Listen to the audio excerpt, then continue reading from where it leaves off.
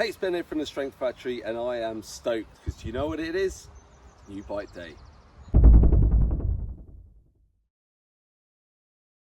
Here she is then, the 2022 Vitus Sommet CRX 29er. Now, I know what some of you are thinking if you watch all my videos, I was going to get a mullet bike. Well, to be honest, I am going to convert it to mullet, but this is available right now, and I was like, I really want the new bike, so I snapped this one up, and we're going to get it switched over to mullet down the line. But first of all, let's just have a look around the bike, give you a quick bike check. Now, too many bike checks are just someone standing there and reading out the spec sheet and reading out all the numbers. If you want to read that, I'll make sure I get a link down the bottom there. The bottom line is that it's just a fully sorted enduro bike, okay? It's the same numbers as last year's bike, but the guys at Vitus have kindly upgraded me, and now this comes in at £3,999, and it's got a ridiculous parts list on it, okay? This sort of build on a Specialized or Santa Cruz, so you're looking at a £7 or £8 grand bike, probably double the money. So what do I think is particularly good on this? Well, first things first, you're spending all this money on a nice new bike, and it arrives with frame protection on it, VisiFrame, or whatever brand it is, I don't know, but installed really nicely, probably way better than I would do, so your bike stays all nice. How good is that? When I was reviewing and testing bikes, something I used to always whinge about was bike brands saving money and saving weight by speccing crap tyres on capable bikes. That is not the case with Vitus, never has been, never will be, because look at this, we've got a nice double down Minion DHR2 on the back, happy days, it's tough, it's fast rolling, plenty of grip, and then up front we've got the Assegai in the brand new EXO Plus casing from Maxxis. So this promises a bit more protection than the old EXO Plus, and it's actually really not far off a double down. And this is also in the Max Grip compound, so we get that extra bit of sticky rubber, that extra bit of grip at the front. Happy days. You're also going to notice that this year the bikes are running.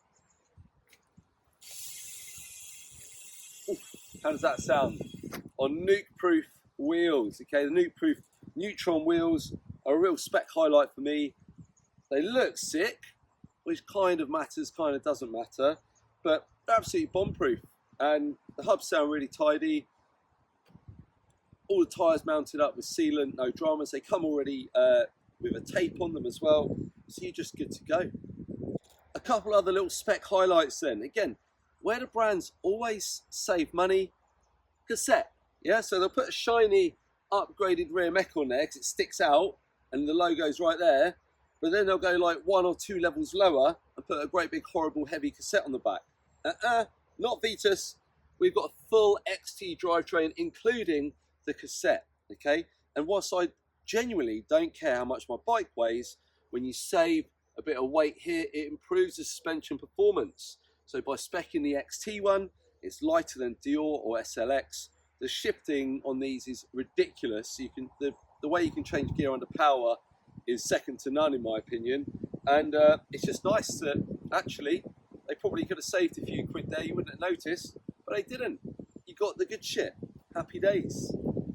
I did say I wasn't just going to read out the spec list, but you've got to admit that for £4,000 you're getting a set of factory 38s and an X2 factory on the rear, like top of the range suspension. This fork alone's about £1,200–1,300, so bear that in mind when you look at the overall price and the value of the bike.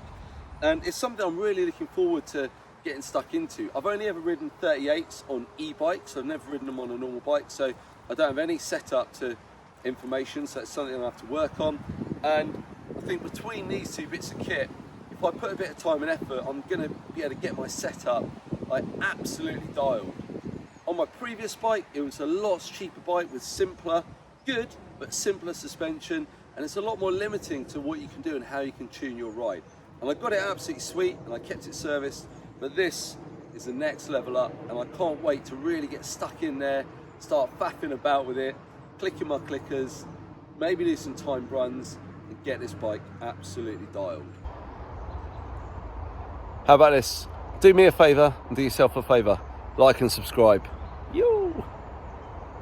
So as well as taking you through the new bike, okay, the new weapon, I just want to take you through a few things that I have changed and I'm going to change to really make it mine, to make it work just how I want it.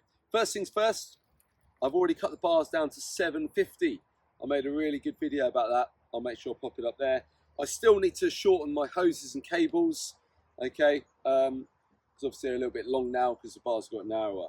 Also on the handlebars, I've changed the dropper lever. Now, these bikes come with the Brand X Ascend dropper post, and it is a ridiculous value for money piece of kit, okay? Cable actuated dropper, about half the price of loads of the others on the market, and it basically does exactly the same thing. It really works, okay? The only thing that lets it down, it's not even a letdown for the price, is that the lever is a little short, a little rudimentary. And as I had this lovely bit of kit in my toolbox, it's a PNW Components Loam Lever, which I tested years ago and I've kept hold of because it's so good. I thought I may as well get it on there. The colour kind of works as well. And it's just a longer lever, a little lighter, a little smoother, and it's just a pleasure to raise and lower the seat post. Other things going on, just dropped a set of pedals on there. I do love a bit of purple anodized stuff, it takes me back to the 90s, but I'm not sure if it goes with this bike, so I might stick a set of black ones on and be boring. We'll see how it goes. Now then, I've got something else exciting that's going on the bike and that's going to be going on all my bikes, and a new sponsor, Rimpact. Happy days. I've been running Rimpact off and on for years actually, and I already had one in the shed that I popped in the back of here for a bit of extra protection, and basically it's a tyre insert system, and for me it's the best value, best performing, most usable one on the market. It's really easy to fit, gives you loads of protection, great feel, light as a feather. So I've got a set here, this is actually a mullet set, so I'm going to be able to pop the front one in, and then the rear one, which is a pro version, I'm going to be popping into the rear wheel that I've got coming, okay, a 27-inch rear wheel that's going to be going on the back of the bike. So you'll be seeing more of these. They're a sick bit of kit, they're great guys, rider owned for life, based here in Bristol. Now the other thing I've got, I'm quite excited about because I'm a bike geek. OChain. Yep. So this is a spider that goes on here, goes on the crank, and basically what it does is, as the suspension compresses, it prevents the chain from basically tugging on your pedals, giving you any pedal kickback, which doubles up as freeing up the rear suspension, improving its performance. A number of my friends I ride with run it, and they all swear by it. A load of my athletes run it. And if you look closely at the EWS and the World Cup, you're going to see a shit ton of people running OChain, most of them buying it with their own money because it's such a good bit of kit. Now, I'm excited. I haven't had time to fit it today, plus I wanted to ride the bike in stock form first, but I will be making a video about OChain in the coming weeks because I'm going to be sending it hard all summer hopefully, and I'll let you know how I get on. So there we go. There's the new weapon. I'm absolutely stoked on it. I think it looks sick. It's all just tight and quiet and shiny, and yeah, I think it's time to go do some laps.